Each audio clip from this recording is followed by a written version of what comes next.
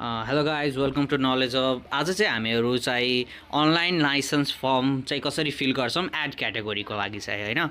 आज चाहिँ हामीहरू त्यो गर्न गइरहेको छौँ। So without any further delay हामी चाहिँ भिडियोतर्फ लागौँ होइन। फर्स्ट अफ अल हजुरहरू चाहिँ एउटा कुनै पनि ब्राउजर जान्न सक्नुहुन्छ। For example Chrome browser, Brave browser, any ब्राउजरमा गएर चाहिँ हजुरहरूले चाहिँ लाइसेन्स फर्म भर्ने चाहिँ अफिसियल वेबसाइट EDLVRS भनेर सर्च गर्नुभयो भने हजुरहरूको चाहिँ आउँछ।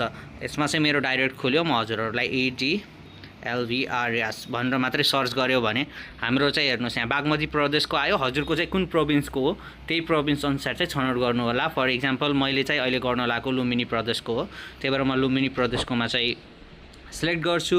अनि त्यसपछि हजुरहरूको चाहिँ यस्तो पपअप हुन्छ, यो पब्लिक सर्भिस पोर्टलमा पपअप हुन्छ। अनि हजुरलाई चाहिँ ई ड्राइभिङ लाइसेन्समा चाहिँ जानुपर्छ। यो रजिस्ट्रेसन सिस्टम भनेको चाहिँ हजुरको छुट्टै बाटो भयो। हामीहरूले चाहिँ अहिले गर्न लागेको चाहिँ एड क्याटेगोरीको लागि हो, त्यसकारण हामीहरू चाहिँ इलेक्ट्रोनिक ड्राइभिङ लाइसेन्समा जान्छौँ।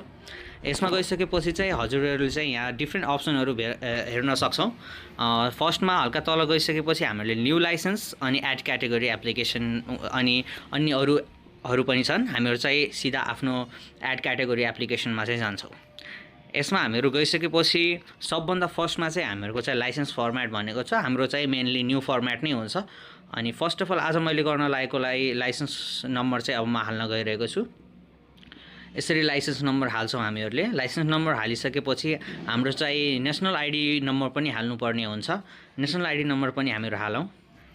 हामीहरूले चाहिँ लाइसेन्स नम्बर पनि हाल्यौँ अनि हामीहरूको चाहिँ नेसनल आइडी नम्बर पनि हालिसक्यो। त्यसपछि चाहिँ हामीहरूले चाहिँ नेसनल आइडीको चाहिँ इमेज हाल्नुपर्ने हुन्छ। सबभन्दा यहाँ नो फाइल चुजनमा हामीहरूले चुज फाइलमा दाबाऊ अनि त्यसपछि हामीहरू फाइलमा गएर चाहिँ हाम्रो चाहिँ नेसनल आइडीको चाहिँ फोटो चाहिँ सिलेक्ट गर्नु। अनि त्यसपछि चाहिँ हामीहरूलाई चाहिँ अब डेट अफ बर्थ चाहिँ एडीमा चाहिँ हामीहरूले सिलेक्ट गर्नुपर्ने हुन्छ।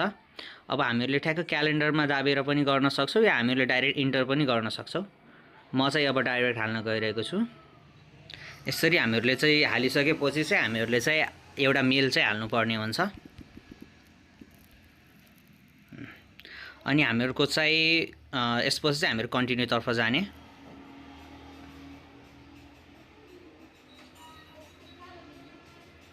एकछिन लोड हुँदैछ, हामीहरूको एकछिन वेट गर्ने। मोबाइल नम्बरमा चाहिँ ओटिपी सेन्ड भइसकेको छ। अब चाहिँ म ओटिपी लिएर चाहिँ आउँछु है। ल अब चाहिँ हामीहरू चाहिँ ओटिपी हाल्न गइरहेका छौँ। ओटिपी आइसकेको छ, हामीले चाहिँ ओटिपी हाल्छौँ। ओटिपी हालिसकेपछि भेरिफाई ओटिपी भन्ने बटनमा दाब्ने। अनि त्यसपछि हजुरको चाहिँ फर्म भेरिफाई हुन्छ अनि हजुरको सब लाइसेन्सको चाहिँ इन्फर्मेसन यहाँ चाहिँ पपअप हुन्छ। यो भइसकेपछि हामीहरू चाहिँ त्यहाँ प्रोसिडमा चाहिँ दाब्छौँ। अब प्रोसिडमा दाबौँ। प्रोसिडमा दाबिसकेपछि चाहिँ यहाँ चाहिँ एउटा नयाँ इन्टरफेस आउँछ। यसमा चाहिँ हजुरहरूले चाहिँ के क्याटेगोरी चाहिँ एड गर्नु नि। फर इक्जाम्पल मोटरसाइकलको हो अहिलेको केसमा, द्याट्स वाइ हामीहरूले चाहिँ मोटरसाइकल सिलेक्ट गर्छौँ। हजुरले कारको गर्ने हो भने कार जिपहरूको छुट्टा छुट्टै त्यहाँ अप्सनहरू छन्, त्यो चाहिँ गर्नु होला। हामीहरूले चाहिँ अहिले मोटरसाइकलको गर्ने हो, हामीले चाहिँ मोटरसाइकलको चाहिँ गर्छौँ। अब यो सिलेक्ट गरिसकेपछि हामीहरू चाहिँ एकछिन तल जान्छौँ।